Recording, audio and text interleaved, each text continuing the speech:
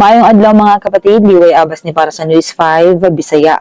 Gisalikoy pag-ayo ni Vice President Sara Duterte nga kailan niya ang nag-ingon nga bagman niya nga si Ramil Madriaga. Si Madriaga mao ang nagpahibalo sa pipila ka mga alegasyon batok sa Vice Presidente lakip na ang impormasyon nga gipondohan sa Philippine Offshore Gaming Operators o mga drug syndicate ang iyang kampanya kaniadtong 2022 elections. Sumala pa sa Vice, wala siya magkumpirma ni nagbumili sa mga gisulti og iyang gihangyo nga ang mga nagpagawa sa mga pasangil maunay magpasabot mismo. Mahinumduman nga kaniadto gipanghimakak ni VP Sara ang mga akusasyon ni Madriaga. Sa laing bahin, giingon niya nga gikapoy na siya alang sa katawhan ug iyang gitawag nga pabugat ang posibleng pagbalik sa impeachment complaint batok kaniya.